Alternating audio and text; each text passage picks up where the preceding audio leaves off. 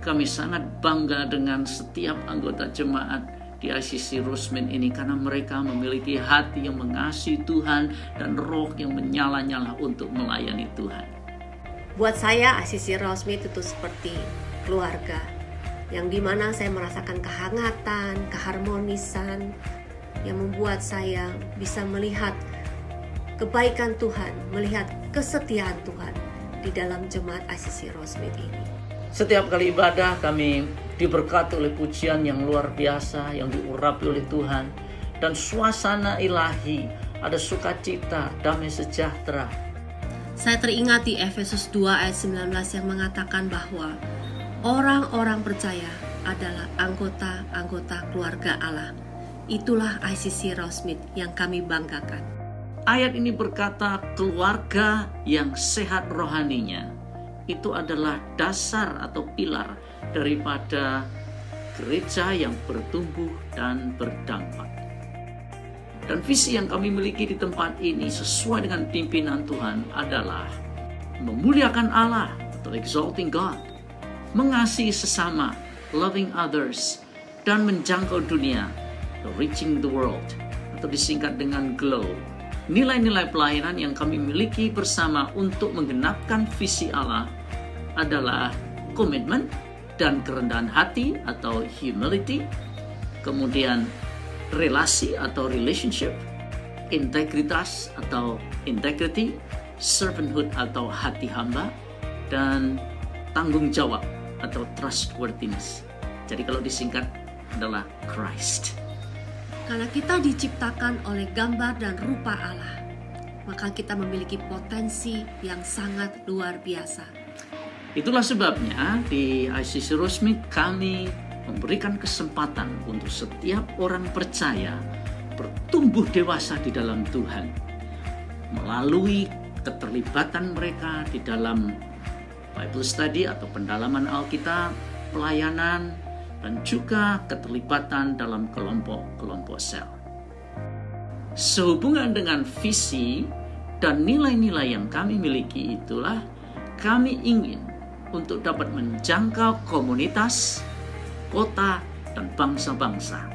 Dalam waktu beberapa saat lagi, kita akan segera memulai online service hari ini. Oleh sebab itu, persiapkan diri saudara. Ambil Alkitab, ambil buku catatan, buka hati saudara untuk memuji, menyembah, dan menerima firman Tuhan yang hidup. Kalau saudara mau mengizinkan Roh Kudus bekerja, maka mukjizat dan transformasi akan terjadi. Selamat beribadah dan Tuhan Yesus memberkati.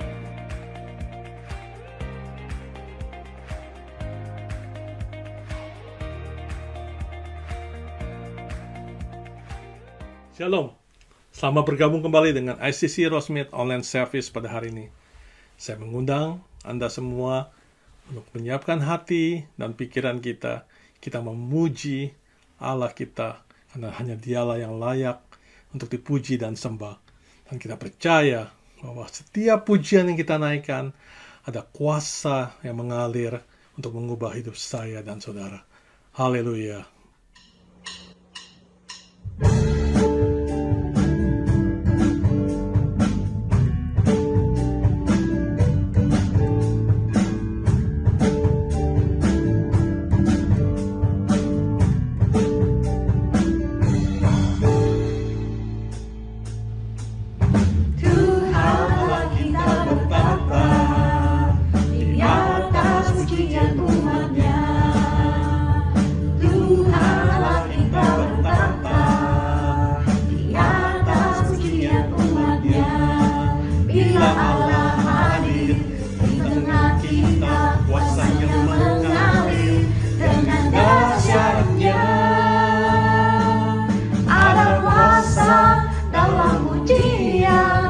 Bernyanyilah segenap hati dan jiwa, sebab ada kuasa dalam pujian yang sanggup membungkam kekuatan lawan.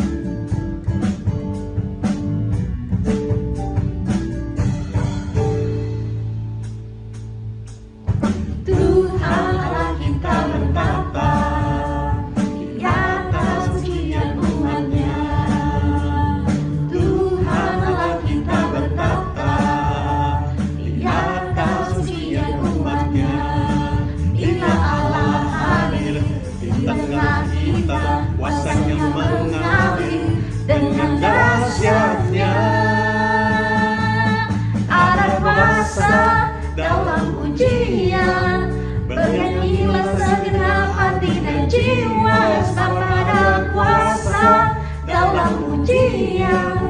yang sanggup membungkam kekuatan lawan. Ada kuasa dalam pujian, bernyanyilah segenap hati dan jiwa, sebab ada kuasa dalam pujian yang sanggup membungkam kekuatan lawan. Ada kuasa dalam pujian, bernyanyilah segenap hati dan jiwa, sebab ada kuasa dalam pujian yang sanggup membungkam kekuatan lawan. Ada kuasa dalam pujian, bernyanyilah segenap hati dan jiwa, sebab ada kuasa dalam pujian yang sanggup membungkam kekuatan lawan.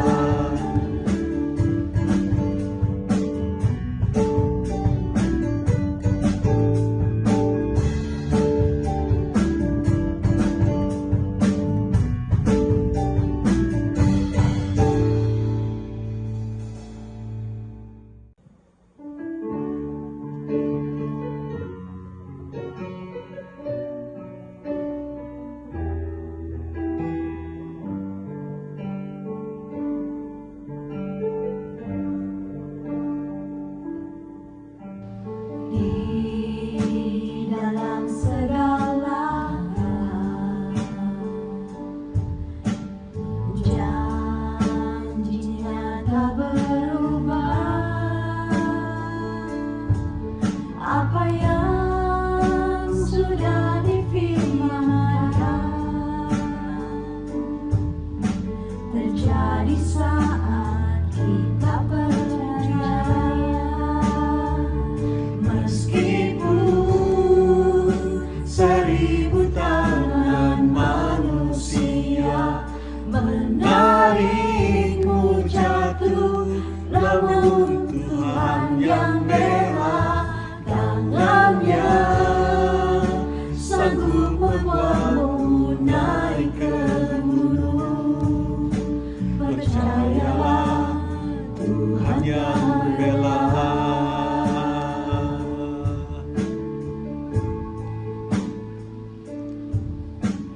Di dalam segala hal, janjinya tak berubah. Apa yang sudah difirmankan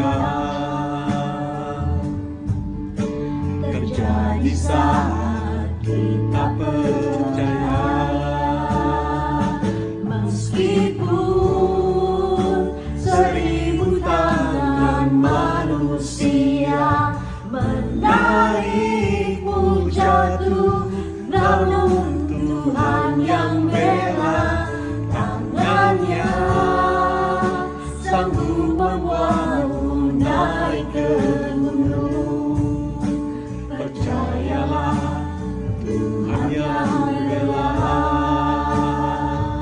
Meskipun 1000 tangan manusia menarikmu jatuh, namun Tuhan yang bela tangannya sanggup membuatmu naik ke gunung. Percayalah, Tuhan yang bela. Percayalah, Tuhan yang bela. Percayalah, Tuhan yang bela.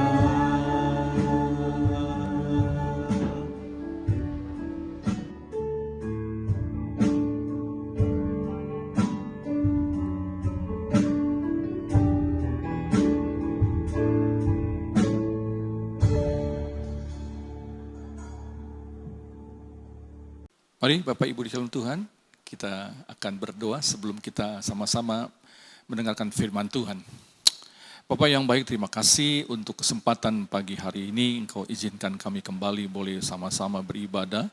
Dan terima kasih Bapak, Engkau telah menyertai kehidupan kami sampai saat ini dengan tidak kurang satu apapun juga.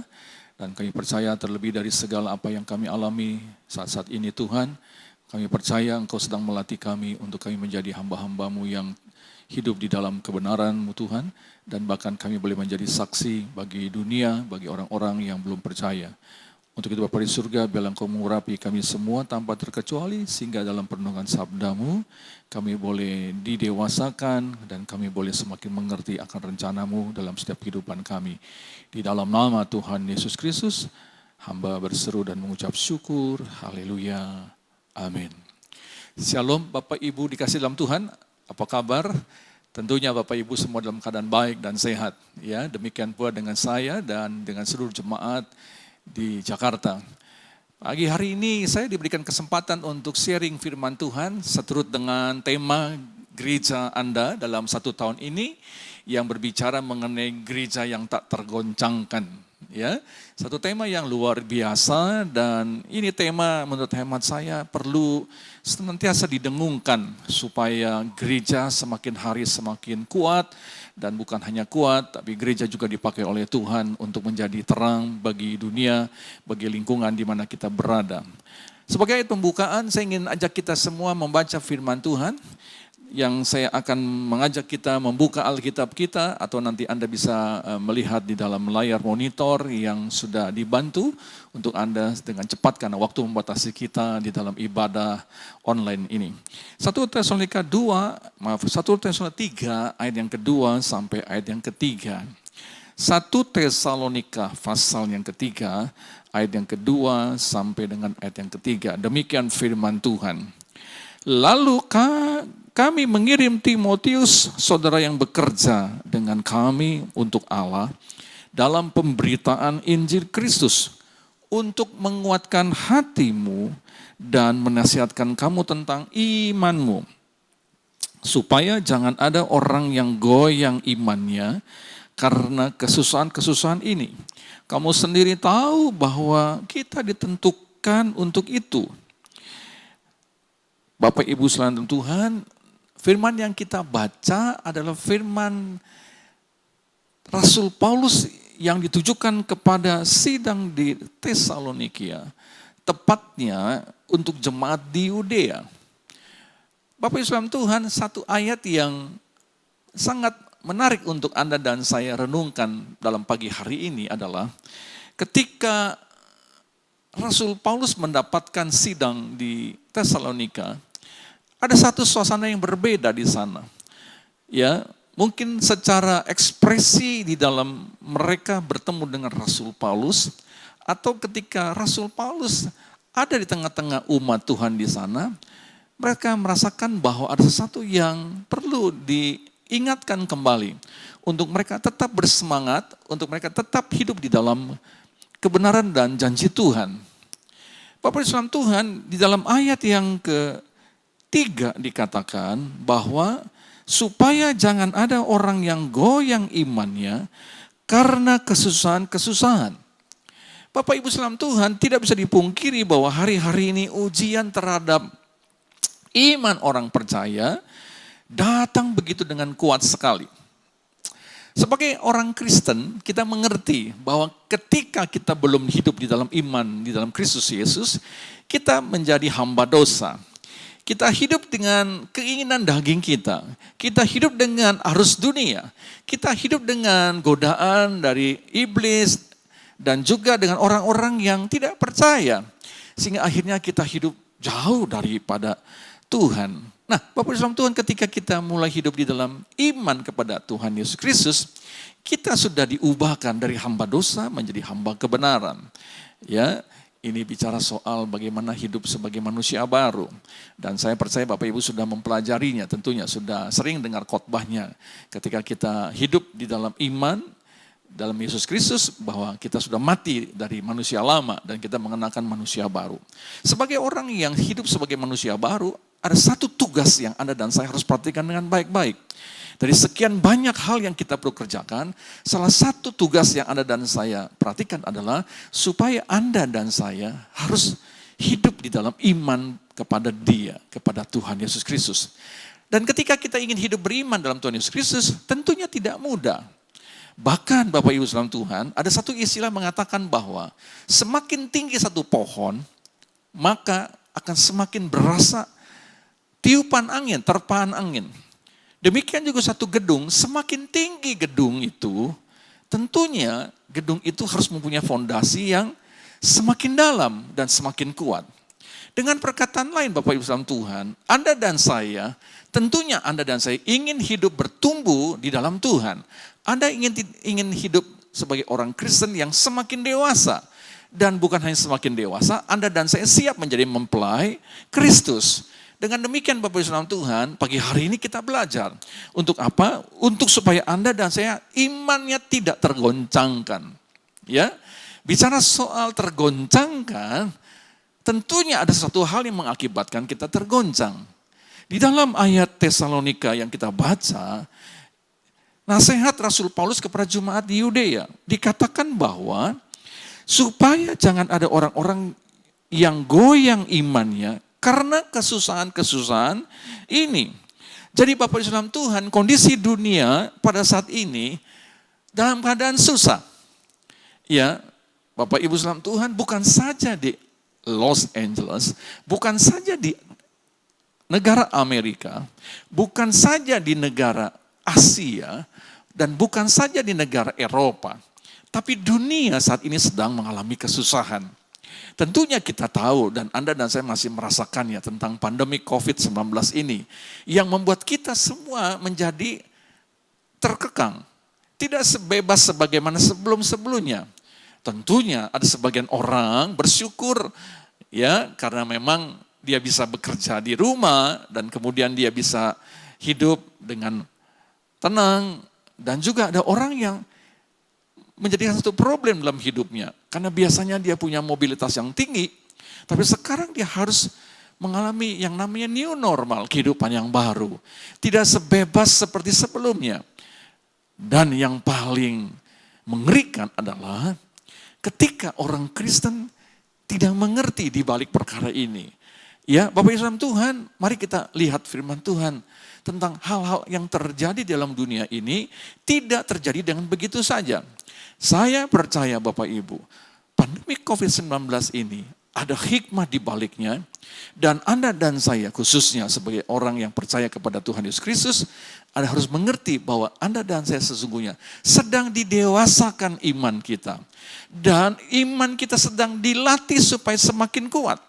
Dan Anda dan saya supaya tetap terus hidup di dalam jalan Tuhan sampai terjadi penggenapan demi penggenapan di tengah-tengah kemustahilan. Orang dunia mengatakan mustahil, tapi kita percaya di dalam Tuhan tidak ada perkara yang mustahil. Nah, Bapak Ibu saudara Tuhan, Anda dan saya dinasihatin kembali pagi hari ini sebagaimana nasihat di sidang Tesalonika, di jemaat di Yudea. Anda dan saya diingatkan supaya Anda dan saya jangan sampai gugur dalam iman. Karena ketika goncangan itu ada, saya percaya Bapak Ibu, setiap orang Kristen harus siap menghadapinya. Anda baru percaya, Anda baru bertobat, Anda sudah lama, Anda usianya masih muda, atau Anda yang sudah lanjut usia.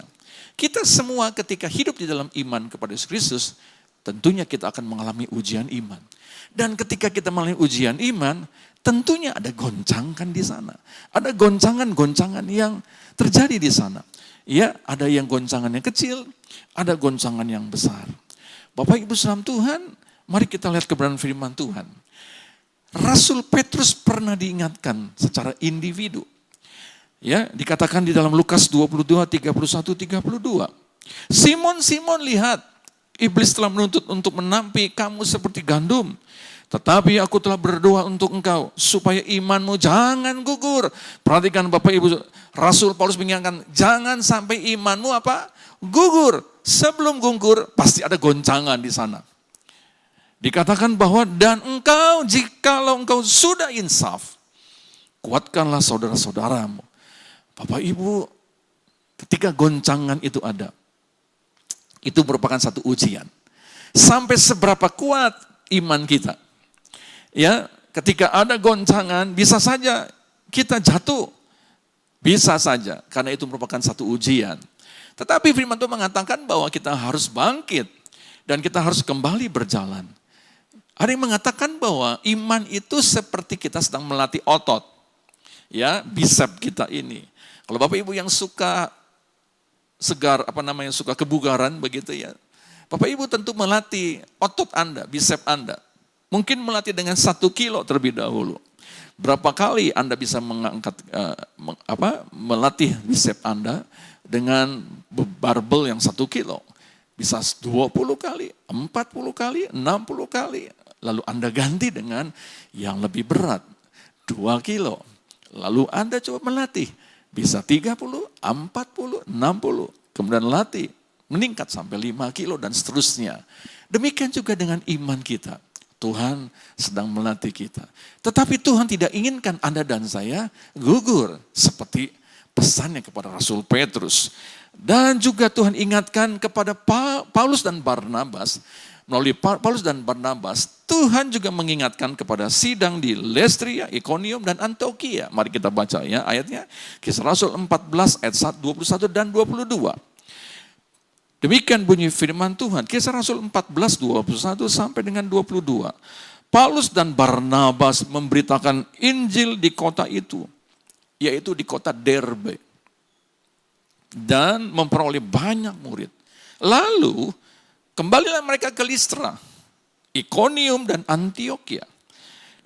Ayat 22. Di tempat itu mereka menguatkan hati murid-murid itu dan menasihati mereka. Supaya apa? Supaya mereka bertekun di dalam iman. Katakan Bapak Ibu dengan saya, bertekun dalam iman. Lagi sekali katakan, bertekun di dalam iman. Dan mengatakan bahwa untuk masuk ke dalam kerajaan Allah, kita harus mengalami banyak sengsara. Bapak Ibu saudara Tuhan, siapa yang ingin masuk ke dalam sorga? Anda bisa lambaikan tangan saudara. Ya, malaikat Tuhan melihat Anda. Siapa yang ingin masuk ke sorga? Bapak Ibu, kalau Anda ingin masuk ke dalam sorga, dengar baik-baik. Dikatakan di sini untuk masuk ke dalam kerajaan Allah atau kerajaan sorga, kita harus apa? Mengalami Bapak Ibu sedikit apa banyak? Banyak apa sedikit? Banyak sengsara. Bapak Ibu, siapkah Anda menghadapi kesengsaraan di dalam dunia ini?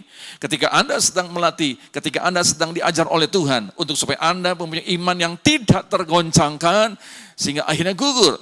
Anda dan saya harus siap menghadapinya. Sangat disayangkan sekali Bapak Ibu. Orang Kristen berpikir, ketika jadi orang Kristen, dia dijauhkan dari segala kesulitan. Ketika dia menjadi orang Kristen, dia mengalami bahwa kehidupan yang serba mudah untuk mencapai keberhasilan. Ketika menjadi orang Kristen, dia seakan-akan akan dengan gampangnya mengalami mukjizat demi mukjizat.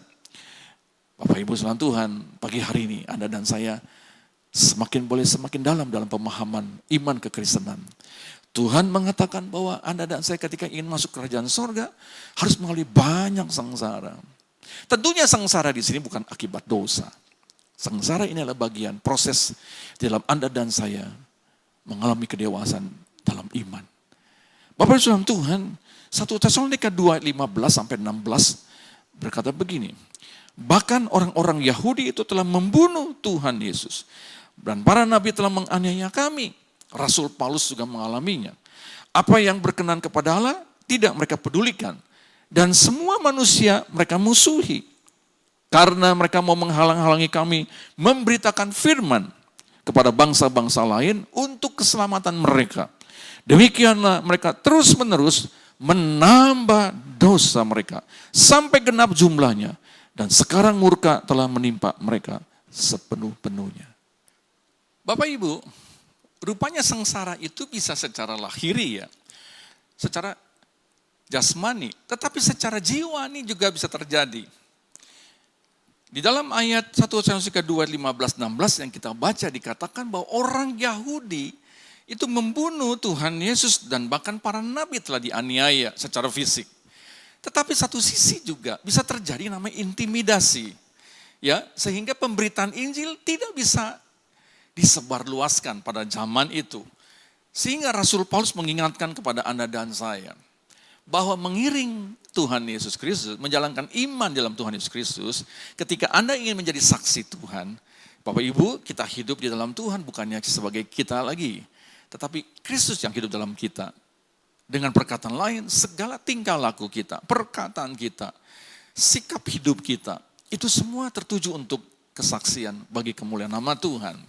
Nah, persoalan sekarang Bapak Ibu, ketika kita ingin menjalankannya, ada orang-orang yang tidak suka, ada orang yang memperolok kita, ada orang yang menghambat kita untuk kita menjadi saksi Tuhan. Pertanyaannya, apakah kita terus mau menjadi saksi Tuhan, ataukah kita kemudian mundur dan bahkan kita menyerah? Saya percaya Bapak Ibu setuju dengan saya bahwa kita harus terus, karena itulah tujuan hidup kita untuk memuliakan Tuhan.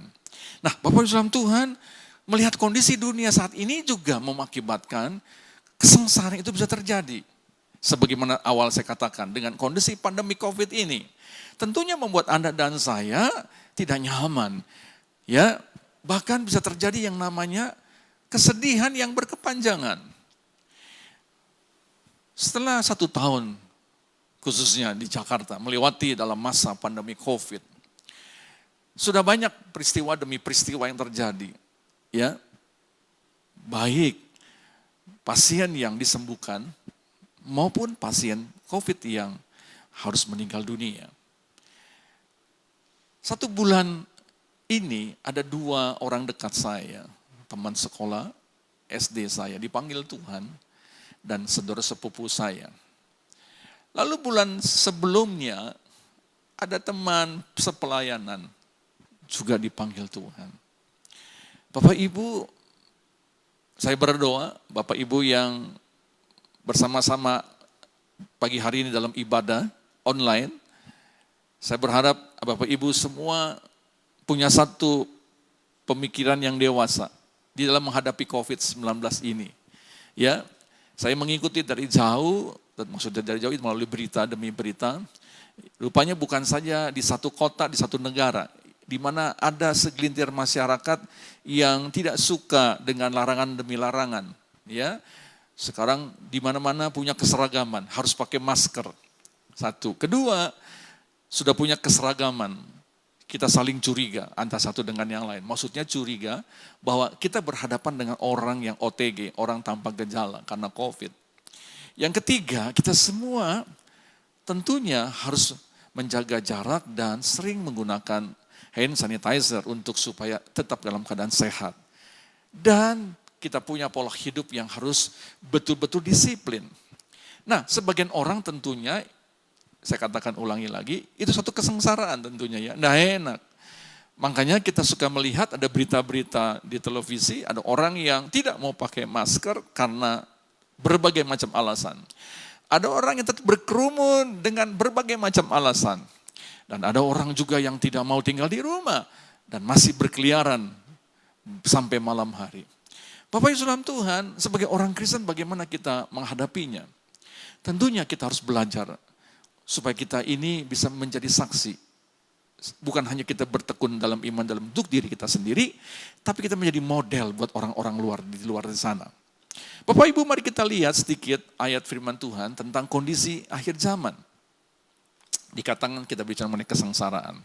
Di dalam Matius pasal 24 ayat 7 sampai 13, mari kita baca ayat yang ke-7, Bapak Ibu salam Tuhan. Sebab bangsa akan bangkit melawan bangsa, dan kerajaan melawan kerajaan, akan ada kelaparan. Katakan akan ada kelaparan. Dan gempa bumi di berbagai tempat. Katakan berbagai gempa bumi di berbagai tempat.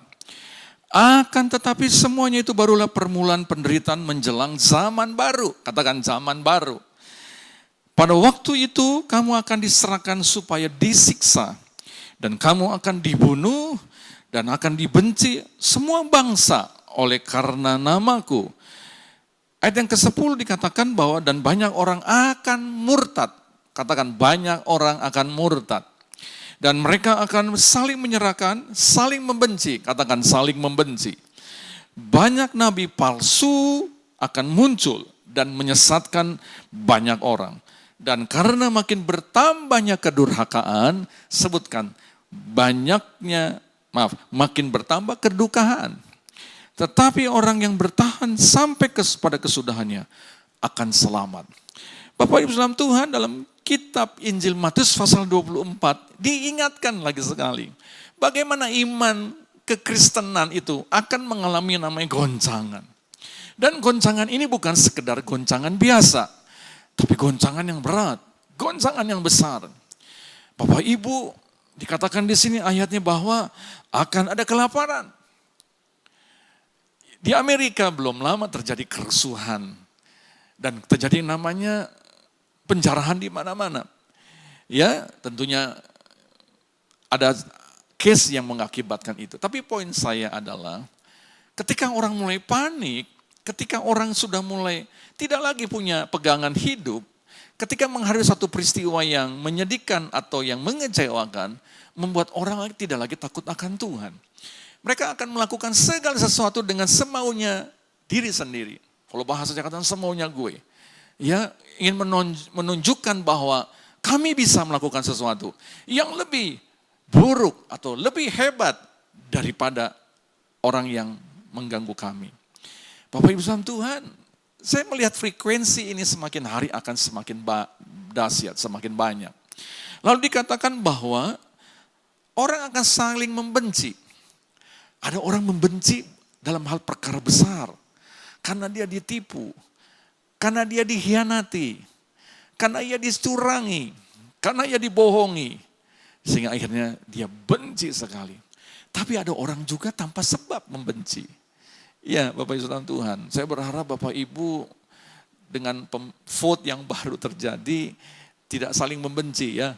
Tetapi semuanya itu semakin mengerti bahwa kita ada hidup di tengah-tengah dunia yang tidak bisa semata-mata mengatakan putih dan hitam. Ada abu-abu di sana. Tetapi sebagai orang Kristen lagi sekali kita harus punya sikap hidup yang benar. Sikap hidup yang sesuai dengan firman Tuhan. Dikatakan bahwa banyak nabi palsu muncul menyesatkan banyak orang. Bahkan karena makin bertambahnya kedurhakaan, maka kasih kebanyakan orang akan menjadi dingin. Tetapi orang yang bertahan sampai pada kesudahan akan diselamatkan. Apanya yang bertahan Bapak Ibu sampai pada kesudahan? Tentunya iman yang kuat, iman yang kokoh, iman yang tidak tergoncangkan. Dia terus bisa bertahan sampai pada kesudahan. Dia akan menikmati janji keselamatan yang Tuhan berikan. Bapak Ibu saudara Tuhan, ini satu pelajaran yang indah. Kedurhakaan mulai terjadi di mana-mana. Bapak Ibu saudara Tuhan, kedurhakaan itu sekarang menjadikan satu hal yang tidak lagi ditakuti. Maksud saya ditakuti, dulu orang ada sungkan. Masih berpikir 2-3 kali ketika ingin melakukan kedurhakaan. Antara anak dengan orang tua. Antara sesama pasangan. Ya, kedurhakaan di sini adalah mengingkari. Sehingga akhirnya merasa dikhianati.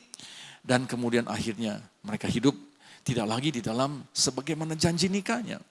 Dan bahkan juga antara sesama teman sejawat, teman sekantor, teman sepelayanan, dan bahkan kepada Tuhan yang selama ini kita percayai. Bapak Ibu, jangan anggap remeh ini semuanya. Ini semua akan terjadi dalam hari-hari semakin kedatangan Tuhan yang sudah dekat ini. Saya senang lagi sekali Bapak Ibu, kalau kita diskusi tentang kondisi manusia saat-saat sekarang ini. Ya, terjadi yang sangat ironis sekali. Sekarang di mana-mana orang mulai melakukan sesuatu kegiatan yang selama ini dia tidak pernah pikirkan. Betul nggak Bapak Ibu? Tidak pernah terpikirkan. Pandemi COVID ini bisa terjadi dalam kurun waktu yang cukup lama. Bukan 1 bulan, bukan 2 bulan, bukan 6 bulan. Tetapi ini sampai sekarang dan kita tidak tahu kapan berakhirnya. Tidak ada yang tahu. Seakan-akan ketika kita keluar rumah, kita mendapat ancaman. Ancamannya itu adalah nyawa kita. Ya Bapak Ibu saudara Tuhan. Saya percaya di Amerika, di kota di mana Anda tinggal, saya pikir sama kondisinya dengan di Jakarta, sama dengan di Tokyo, sama juga dengan di Filipina, sama juga dengan di Singapura, dan di negara-negara lain. Ketika dengar COVID mulai masuk ke kota kita, semuanya mulai berjaga-jaga. Apalagi kita dengar bahwa istilah ada red area, daerah yang merah, di mana itu sangat mudah terinfeksi. Bapak Ibu saudara Tuhan, saya ingin menyampaikan bahwa jangan sampai kedurhakaan itu terjadi dalam kehidupan kita tanpa kita sadari. Untuk itu Bapak Ibu saudara Tuhan, Anda dan saya harus betul-betul mengerti bahwa iman yang kita miliki ketika kita sejak awal hidup dalam iman, beriman kepada Tuhan Yesus Kristus, kita harus pertahankan sampai pada kesudahan alam. Sampai usia kita berakhir di dunia ini. Anda dan saya harus mempertahankannya. Ya, ironis sekali sekarang orang. Di satu sisi Bapak Ibu sekalian Tuhan, kita mau beribadah.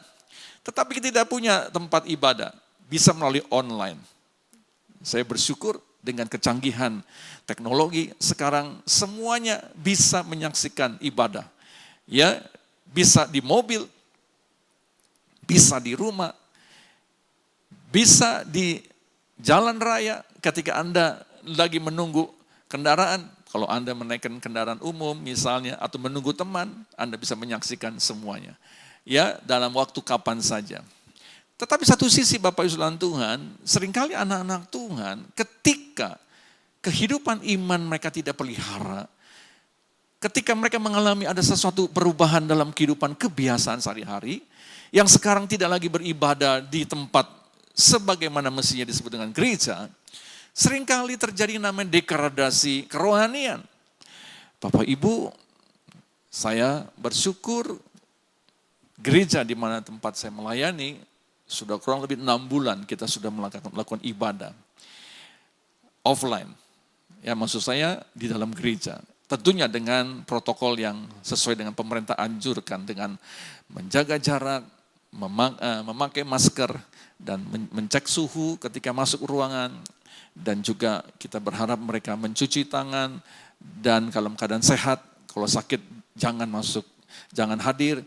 Lalu kalau mereka ingin hadir, mereka juga harus mendaftar dengan maksud supaya kuantitas atau jumlah dalam ruangan yang terbatas, supaya tetap ada di dalam kebersamaan dalam kondisi sehat.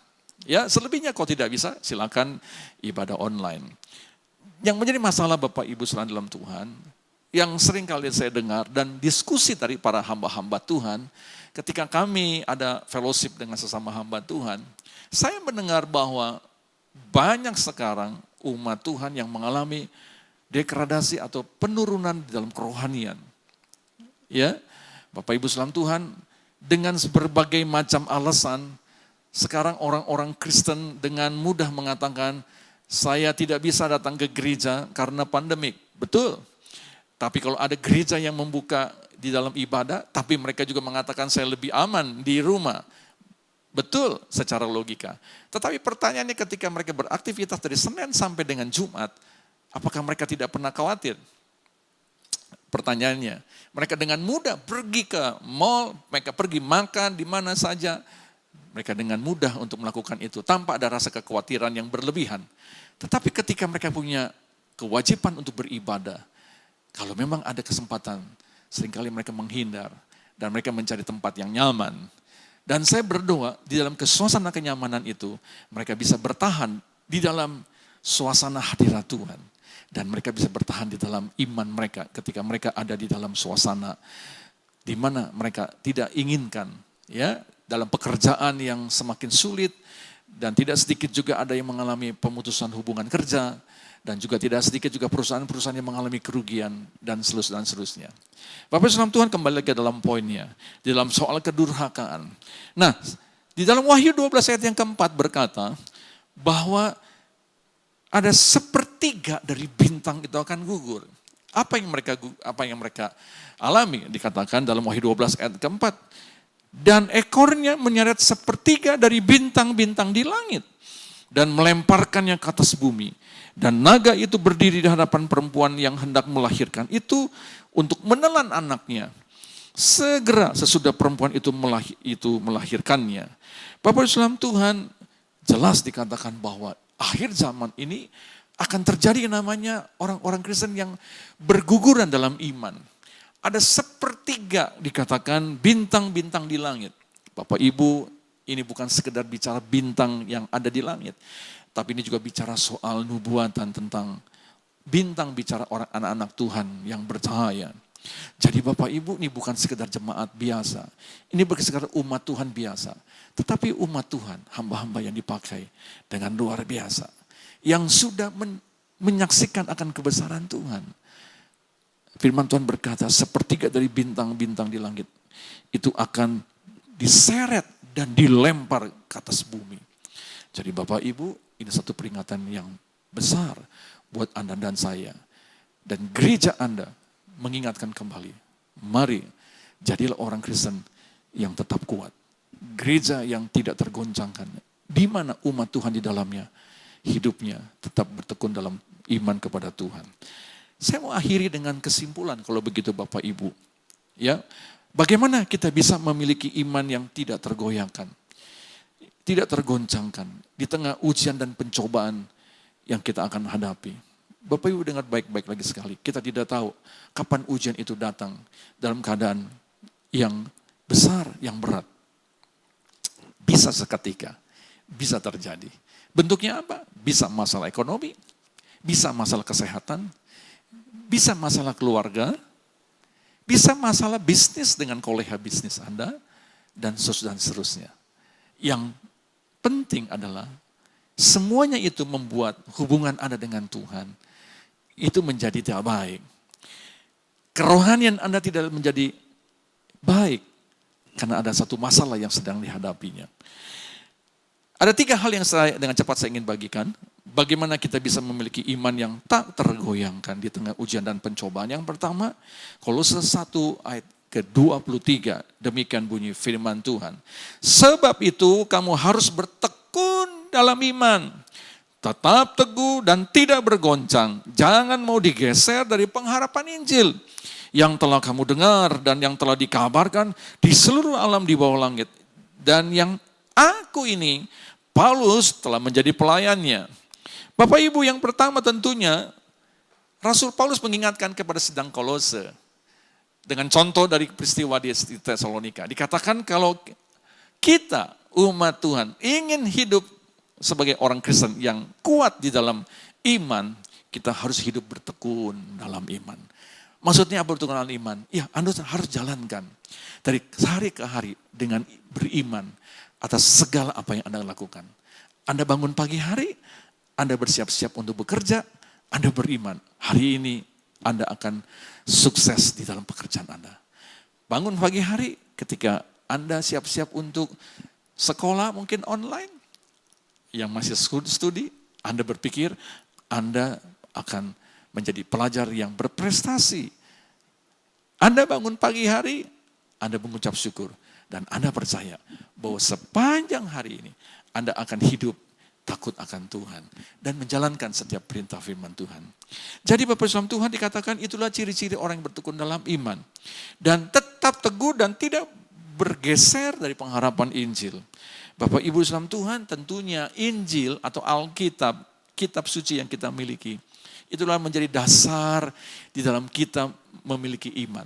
Dari mana datangnya iman? Dari pendengaran. Pendengaran tentang apa? Tentang firman Tuhan. Untuk itu Bapak Ibu, poin yang kedua, untuk Anda dan saya bisa hidup di dalam iman yang kuat, di dalam 2 Timotius 3 ayat yang ke-16, tentunya kita akan baca, 2 Timotius 3 ayat 16, segala tulisan yang diilhamkan Allah memang bermanfaat untuk mengajar, untuk menyatakan kesalahan, untuk memperbaiki kelakuan, dan untuk mendidik orang dalam kebenaran. Hal yang kedua tentunya Ibu Bapak Ibu Tuhan, di samping kita bertekun dalam iman, supaya iman kita tetap kuat dan tidak tergoncangkan, yaitu apa? Anda dan saya harus tekun dalam membaca firman Tuhan. Bapak Ibu silakan menjawab dalam hati, dan biarlah Tuhan yang mendengar dalam suara hati Anda. Apakah Anda masih setia untuk membaca firman? Apakah Anda masih setia untuk bertekun di dalam membaca firman? Apakah Anda masih punya saat teduh yang baik dengan Tuhan? Bapak Ibu, maaf, mungkin kata-kata saya agak lugas, agak vulgar. Impossible Anda akan memiliki iman yang kuat kalau Anda tidak punya kekuatan di dalam firman Tuhan. Anda hanya bisa mempunyai intelektual. Sedangkan intelektual kita ini seringkali kita bertentangan dengan firman. Anda bisa mengatakan saya kuat, fisik Anda. Tetapi Anda tahu ketika Anda keluar rumah, itu akan menjadi rapuh ketika Anda menghadapi yang namanya virus dan bakteri yang di luar rumah kita. Tanpa ada perisai perlindungan dari kuasa Tuhan. Bapak Ibu, kitab suci yang kita miliki, yang masih kita bisa baca, pergunakan itu dengan baik. Bertekun di dalam membaca firman Tuhan dan bersaat teduh. Dan yang ketiga, percaya bahwa Tuhan selalu memenuhi janjinya. Jadi Bapak Ibu, dalam kita bertekun dalam iman, bertekun dalam membaca firman Tuhan, dan kita percaya akan setiap janji Tuhan. Saya senang kali kalau kita bicara soal janji. Ya, setiap Anda dan saya pasti berjanji. Amin. Anda pernah berjanji dengan pasangan hidup Anda. Anda pernah berjanji dengan anak Anda. Anda pernah berjanji dengan orang tua Anda. Anda pernah berjanji dengan kolega dalam bisnis Anda. Anda pernah mengucapkan janji. Pertanyaannya, apakah Anda mendapati janji? Kalau Anda mengatakan, oh pasti dong Pak. Kalau dengan manusia, Anda bisa memegang janji. Apalagi Tuhan dengan kita. Tuhan pasti lagi, dia akan menepati janjinya. Tapi seringkali kita ini ragu akan janji Tuhan. Ketika kita menghadapi realita hidup yang berbeda, tidak seperti apa yang kita inginkan. Bapak Ibu saudara Tuhan, kita belajar dalam Mazmur 12 ayat yang ke-7, berkata demikian. Janji Tuhan adalah janji yang murni, bagaikan perak yang teruji, 7 kali dimurnikan dalam dapur, peleburan di tanah. Jadi Bapak Ibu belajar pegang janji Tuhan. Banyak contoh dalam Alkitab yang dijanjikan Tuhan. Ya, Anda pernah ingat, dengan cepat saja ya, Anda pernah ingat Yusuf dijanjikan Tuhan. Daniel dijanjikan Tuhan. Lalu, sekali lagi Bapak Ibu saudara Tuhan, ya, Gideon pernah dijanjikan Tuhan melalui orang tuanya. Lalu siapa lagi yang dijanjikan Tuhan? Saya mundur lebih jauh lagi. Abraham dijanjikan Tuhan. Ya, dan seterusnya. Banyak janji Tuhan yang kita temukan di sana. Dan digenapi Tuhan. Tuhan tidak pernah mengingkari janjinya. Dan Tuhan tahu kapan janjinya itu akan dinyatakan dalam kehidupan Anda dan saya. Yang perlu Anda dan saya kerjakan adalah Anda bertekun dan menantikan janji Tuhan itu. Saya mau akhiri Bapak Ibu saudara Tuhan, 1 Yohanes 5 ayat 4 sampai 5. Demikian bunyi firman Tuhan. 1 Yohanes 5, 4 sampai 5. Sebab semua yang lahir dari Allah mengalahkan dunia. Dan inilah kemenangan yang mengalahkan dunia. Iman kita, katakan iman saya. Ya, Bapak Ibu saudara Tuhan, kemenangan yang mengalahkan dunia adalah siapa? Iman kita atau iman saya. Siapakah yang mengalahkan dunia? Selain daripada dia yang percaya bahwa Yesus adalah anak Allah. Bapak Ibu saudara Tuhan, saya percaya dalam keadaan apapun juga, seberat apapun juga, cobaan yang Anda dan saya harus lewati. Biarlah kita tetap kuat, bukan karena kita kuat, tapi karena Tuhan yang memberikan kekuatan. Tuhan yang mendampingi dan menyertai kita sebagaimana janjinya. Karena kita tahu, kalau Tuhan ada di pihak kita, tiada yang mustahil untuk kita bisa lewati dalam segala apapun yang terjadi dalam langkah-langkah hidup kita dari hari ke hari. Tuhan memberkati kita semuanya.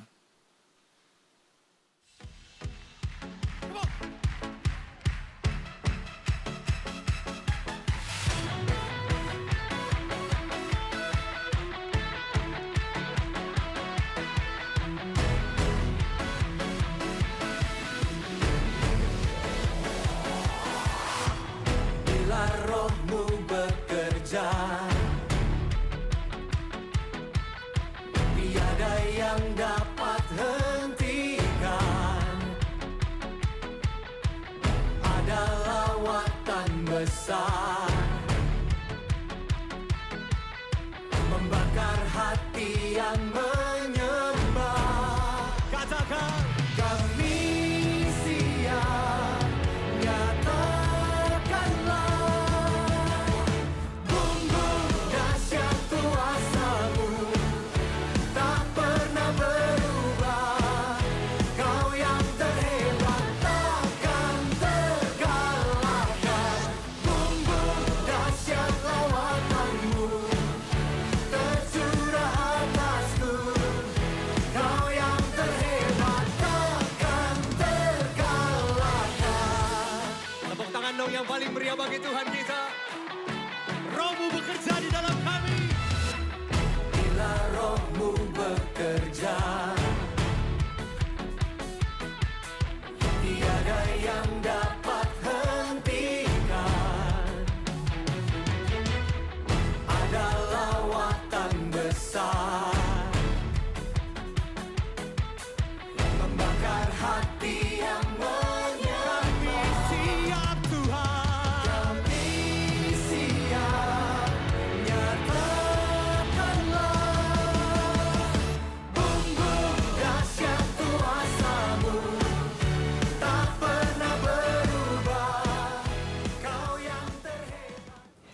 Puji nama Tuhan, saudara yang kekasih, saya percaya kita diberkati oleh firman Tuhan pada hari ini. Mari kita akhiri ibadah online kita di dalam doa. Tuhan Yesus, terima kasih buat firman-Mu pada hari ini yang memberikan kepada kami kekuatan, iman yang segar untuk kembali semakin mengasihi Engkau di dalam hidup kami. Terima kasih Tuhan Yesus buat kemenangan, keberhasilan yang telah Engkau siapkan buat kami masing-masing. Karena hanya di dalam Engkau kami mengalami kemenangan yang gilang gemilang. Bila berkat-Mu turun atas jemaat-Mu saat ini ya Tuhan. Terimalah damai sejahtera yang daripada Allah Bapa, kasih yang di dalam Yesus Kristus dan persekutuan yang manis dengan Roh Kudus yang memberikan kepada kita kuasa untuk hidup dalam jalan kemenangannya, menjadi saksi-saksi Kristus yang hidup dari saat ini sampai Yesus datang kembali. Maranatha, semua yang mengasihi Tuhan katakan amin.